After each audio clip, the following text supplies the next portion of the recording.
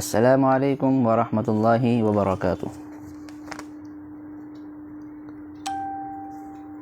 الحمد للہ رب العالمین، والصلاة والسلام علی سائر الانبیاء والمرسلین وعلی آلہ واصحابہ اجمعین، اما بعد۔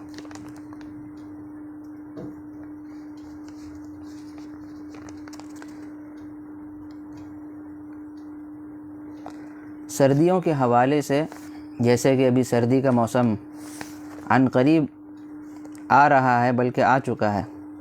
اس حوالے سے کچھ احباب کے کچھ سوالات آئے ہیں جن کے جوابات میں آپ کے حوالے کرتا ہوں۔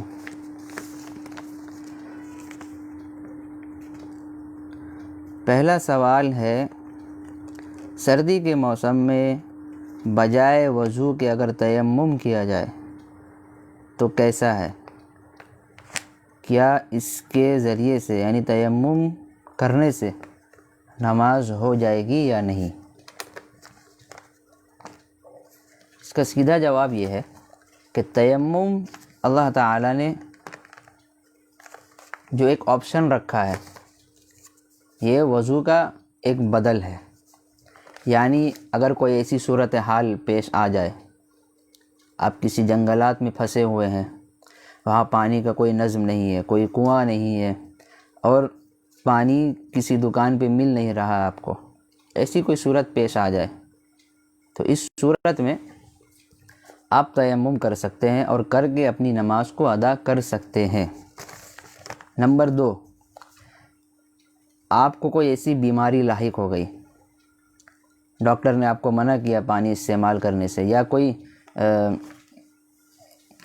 ایسے خطرات آپ کو لاحق ہو گئے کہ اگر آپ پانی کا ذرا بھی استعمال کریں گے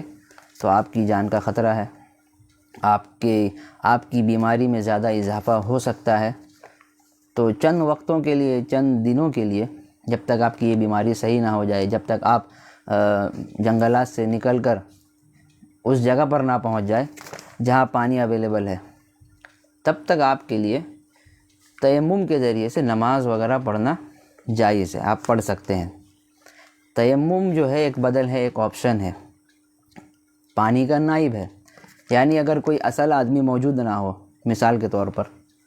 تو اس کی جگہ سنبھالنے والا کوئی ایک دوسرا نائب آدمی ہوتا ہے جو اس کی جگہ سنبھالتا ہے، لیکن جب اصل آدمی ہے اور اصل کمپنی جب واپس آ جائے تو وہ آدمی ہٹ جاتا ہے۔ تو اسی طرح جب اگر پانی نہیں ہے تو آپ تیمم کا استعمال کر سکتے ہیں، لیکن صرف سردی کی وجہ سے،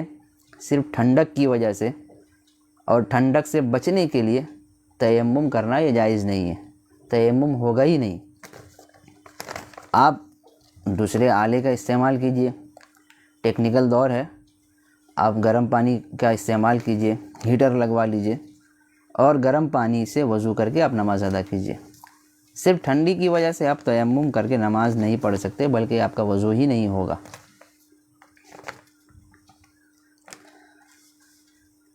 دوسرا سوال ہے، میری عادت ہے کہ رات میں وضو کر کے سوتا ہوں، اگر سردی کی وجہ سے کچھ دنوں تک وضو کر کے سونا چھوڑ دوں تو اس میں کوئی گناہ تو نہیں ہوگا؟ صاحب نے سوال کیا کہ اگر ٹھنڈی کی وجہ سے، سردی کی وجہ سے وہ رات میں وضو نہیں کرتے، ان کا معمول ہے رات میں وضو کر کے سونے کا، رات میں باوضو سونے کی عادت ہے ان کو، لیکن صرف سردی کی وجہ سے وہ وضو نہیں کر رہے ہیں، تو اس میں کوئی گناہ ہے یا نہیں، یہ پوچھا گیا۔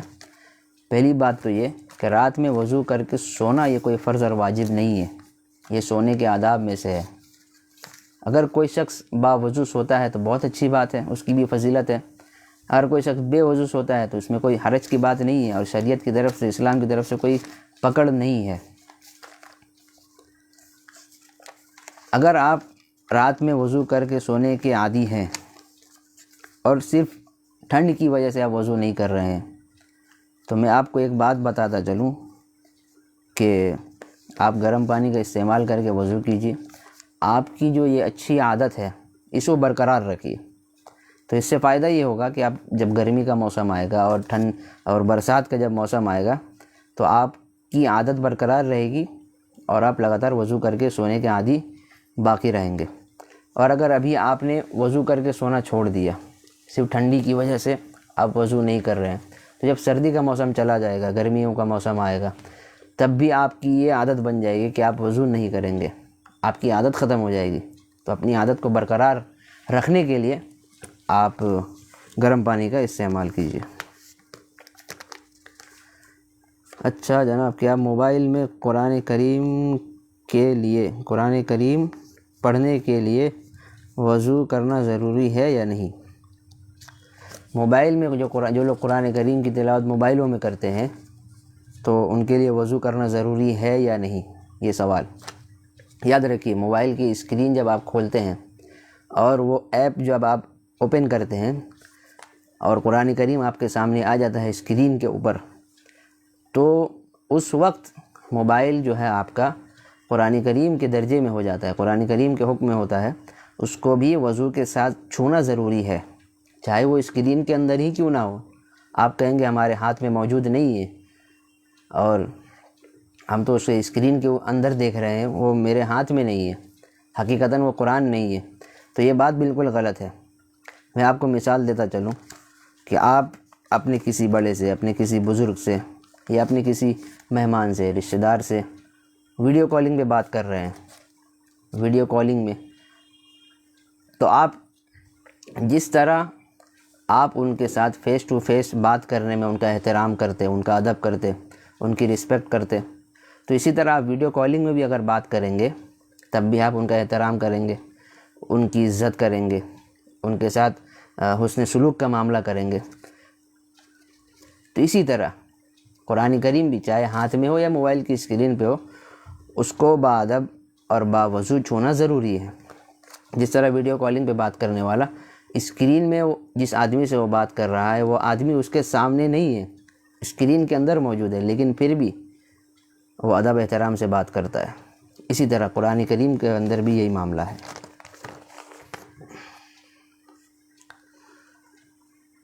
بعض حضرات نماز میں قصیدہ اس طرح اوڑھتے ہیں جس سے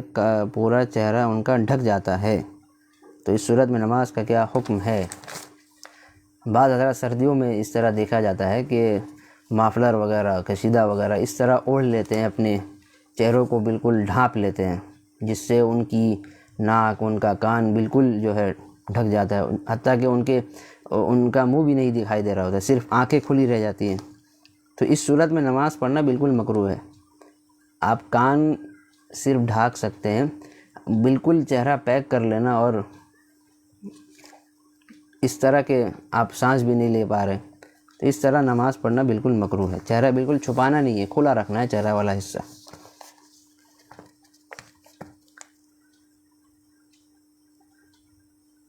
گیارہویں شریف، کیا کوئی ثبوت ہے قرآن و حدیث سے لوگ گیارہویں شریف کے دن مرغے وغیرہ کی نیاز دلاتے ہیں وغیرہ وغیرہ؟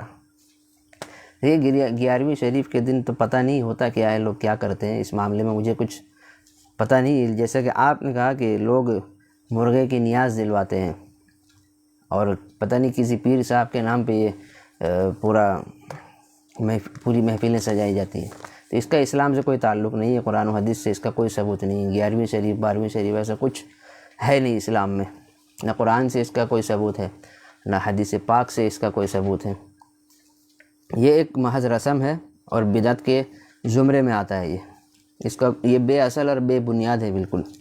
حتی الامکان اس سے پرہیز کرنا چاہیے، ان سب چیزوں سے۔ اللہ تعالیٰ سمجھ کی توفیق عطا فرمائے۔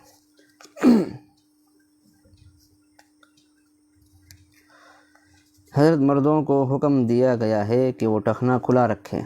لیکن موزہ پہنتے وقت ٹخنا چھپ جاتا ہے، تو یہ کیا گناہ اور حرام نہیں ہے؟ اچھا سوال ہے۔ سوال یہ ہے کہ مردوں کو تو حکم دیا گیا کہ ٹخنا کھلا رکھیں اور عورتوں کو حکم دیا کہ وہ چھپا کر رکھیں، تو جب موزہ پہنا جاتا ہے تو ٹخنا جو ہے انسان کا چھپ جاتا ہے، ڈھک جاتا ہے، دکھائی نہیں دیتا، تو اس میں کوئی گناہ تو نہیں ہے مردوں کو؟ سوال یہ ہے، تو سیدھا جواب یہ ہے،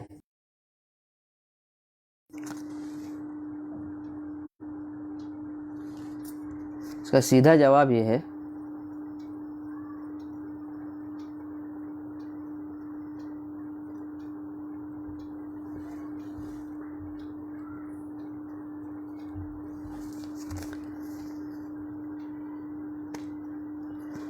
کہ حدیث پاک کے اندر جو حکم دیا گیا ہے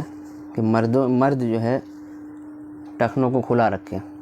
تو اس کے اندر ازار کی قید لگائی گئی ہے، ما اسفل من الکعبین من الازار فی النار، ازار کا لفظ استعمال کیا گیا ہے۔ پتہ یہ چلا کہ ہر وہ کپڑا جو صدر ڈھانپنے کے لیے استعمال کیا جاتا ہے، چاہے وہ لنگی کی شکل میں ہو، چاہے شلوار کی شکل میں ہو، پائجامے کی شکل میں ہو، پینٹ کی شکل میں ہو، ہر وہ کپڑا جس سے صدر چھپایا جاتا ہے، اس کپڑے کے بارے میں حکم یہ ہے کہ اس کپڑے کو ٹخنوں سے اوپر رکھنا ہے۔ اور موزہ جو ہے وہ پہنا اس لیے جاتا ہے تاکہ پیر میں جو سردی لگ رہی ہے، ٹھنڈک لگ رہی ہے، اس سے حفاظت ہو جائے پیر کی، اس وجہ سے موزہ پہنا جاتا ہے۔ تو موزہ ازار میں داخل نہیں ہے، ازار کو ہمیں ٹخنوں سے اوپر رکھنے کا حکم دیا گیا۔